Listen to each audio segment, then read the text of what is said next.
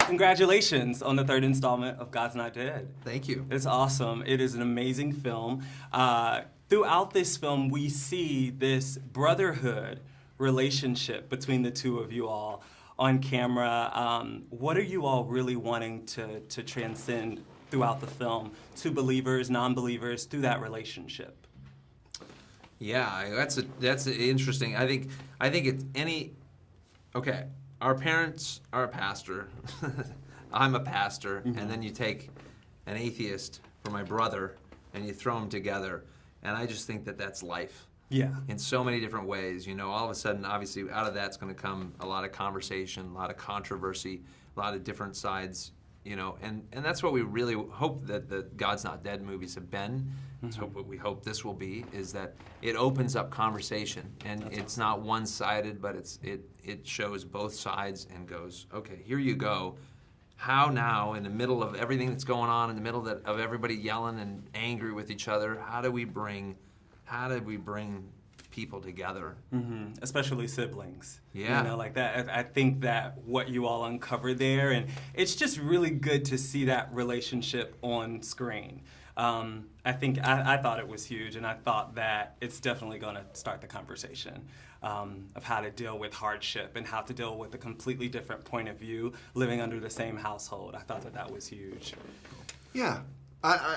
There's one scene, too, that just popped up when you were talking about. There's a scene in the movie when you're trying to talk to a girl on the phone, and I pop in, and to me, it's like, you can see, even though they're full-grown men, you can see those guys as teenagers for a second. Arguing. Yeah. You know, like, what do you want? Nothing. You know, just you can see the whole history. I love the line, too. We kind of added this in. It was like, is that my shirt? Yeah. Yeah, He's in the doorway. Because I wanted to wear that shirt, and they said, "Oh, that's David's character's shirt." And I said, "Well, let me wear it then." And then they'll say this. Oh my goodness. Because they didn't want me to wear his clothes. Oh my God. But I wanted to wear that shirt. I said, "Has he worn it in the movie yet?" And they said, Because he's stretching my shirt out.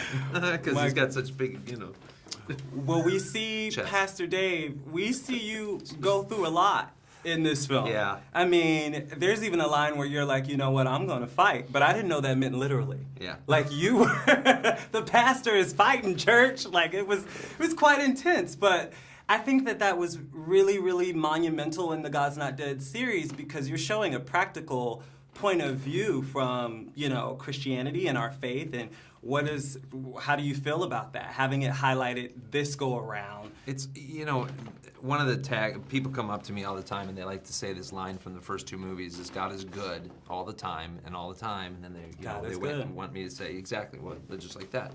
And but I think this movie really asks the question: what happens when, even though I'm a pastor, I'm playing a pastor, I'm just an everyday guy, right? All pastors are everyday men. They're just a man.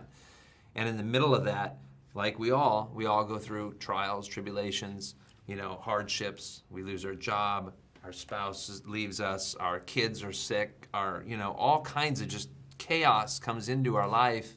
And in the middle of that, whether you are a believer, whether you're a person of faith, whether you're, no matter where you stand on it all, is God good? Is God really good all the time?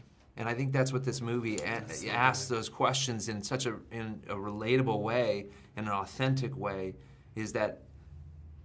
is he good all the time? Does he truly have a purpose and a plan for my life and for yours and for his? Does he? Is it? I believe it. Those are big questions. There's a line in the movie where you all address millennials leaving the church. Yeah. And you say, we've talked about how we've always seen what the world is against, or what the church is against, but not necessarily what the church is for.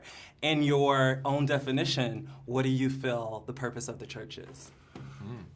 Ooh, That's a good question. That's a thousands of year old question. And is the church relevant today? Yeah. Which is what it also asks.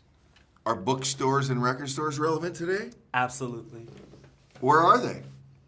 They're around. Is Toys R Us relevant? Well, Good question. It's a big question. What are little kids going to do when they want to go in? Now you're going to have one aisle at so-and-so's mart of toys. Is our churches next? Are people going to go? You can get the same message. All you got to do is click this button. You never have to leave your house. You don't have to put a suit on Sunday.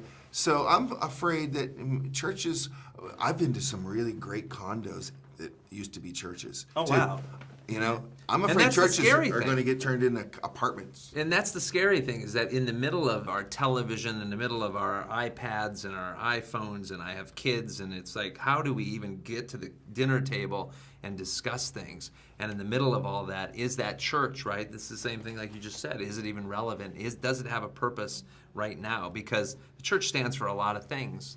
But the question is it really reaching out in love and peace and hope and compassion and all of those things that Jesus taught? That's awesome. So that's what this movie's about, and we hope you see it. That's awesome. Well, you guys, you heard it here first on JesusWired.com.